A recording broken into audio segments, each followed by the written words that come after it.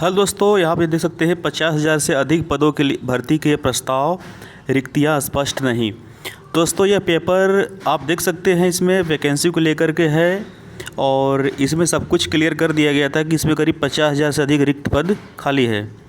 आपको पता है कि यूपी ट्रिपल एससी एक बहुत बड़ा आयोग है और इसके थ्रू बहुत सारी वैकेंसी जाती हैं, जैसे कि जितने भी हाई कोर्ट की वैकेंसी है, कंप्यूटर की है, साथ ही साथ दोस्तों आपको बोरिंग टेक्नीशियन और यूपी ट्रिपल एससी के थ्रू जैसे कि चकबंदी लेखपाल हो गया, लेखपाल हो गया और भी तरह तरह की सारी वैकेंसी जाती हैं, वो सभी यूपी ट्रिपल एससी के थ्रू ही होती हैं।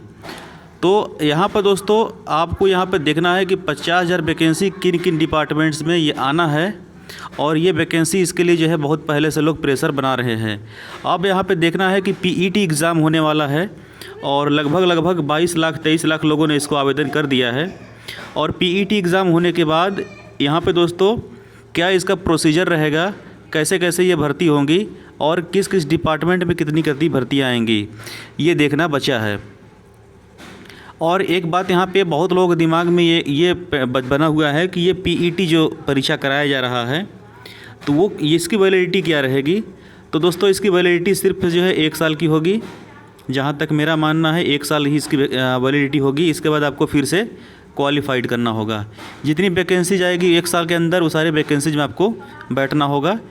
ये एक तरह से प्री मान सकते हो। इसके क्वालिफाइड होने के बाद आपको मेंस परीक्षा देनी होगी। अभी आपको जो है आप सब लोगों ने पीईटी परीक्षा का जो है आवेदन कर दिया है और वैसे बहुत लोग हैं, हज़ारों लोग हैं जिन लोगों ने पीईटी की परीक्षा का आवेदन ही नहीं किया है।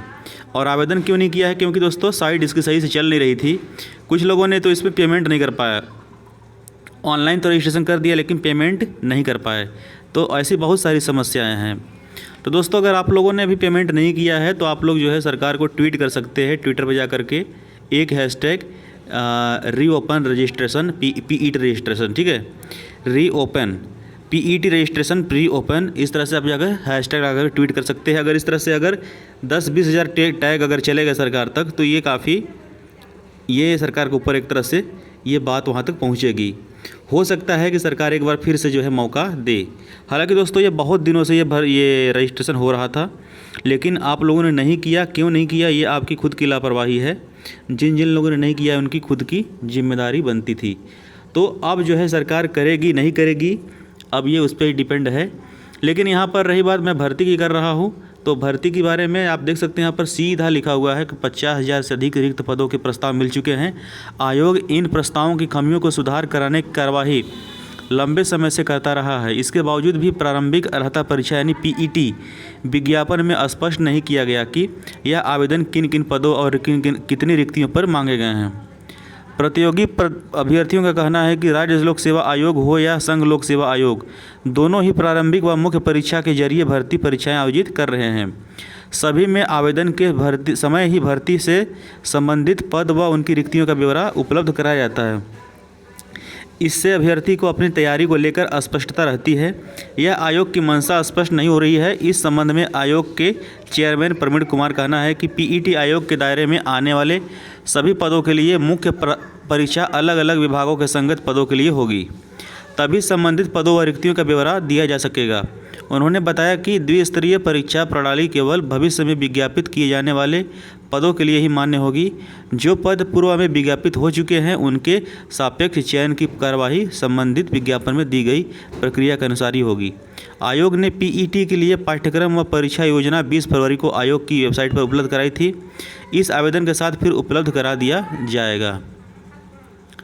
तो दोस्तों यहाँ पर देखिए क्या है कि अधीनस्थ सेवा चयन आयोग के दायरे में ग्रेड पे 1900 लेकर ये चलो। अब यहाँ बात करते हैं कि अत्यधिक आवेदन तो कई शिफ्ट में परीक्षा। दोस्तों यहाँ पर पीईटी को लेकर है। अगर आयोग ने कहा है कि पीईटी के लिए आवेदन पत्रों की संख्या यदि अत्यधिक संख्या में होती है तो लिखित परीक्षा 1 से अधिक शिफ्ट में कराई जा सकती है। 1 से अधिक शिफ्ट में परीक्षा होने पर नॉर्मलाइजेशन प्रक्रिया लागू होगी। पीईटी की तिथि आयोग बाद में जारी करेगा। हालांकि ये जारी कर दिया गया दोस्तों और लोगों ने फॉर्म को भर भी दिया है। तो आयोग ने पीईटी की प्रक्रिया शुरू कर दी है लेकिन 8 पुरानी भर्तियों की लिखित परीक्षा अभी तक नहीं हो पाई है। यह भर्तियां पिछले 2-4 साल से लंबित हैं। इन भर्तियों से संबंधित अभ्यर्थी असमंजस में हैं कि पहले उनकी लिखित परीक्षा होगी या फिर नई भर्ती की जाएगी। तो दोस्तों अगर आप भी इस तरह से तैयारी कर रहे हैं UP SSC के लिए, तो आप लोग भी इस तरह से अपडेट पाना चाहते हैं, इस चैनल को सब्सक्राइब कर सकते हैं, बेल आइकन को प्रेस कर सकते हैं दोस्तों।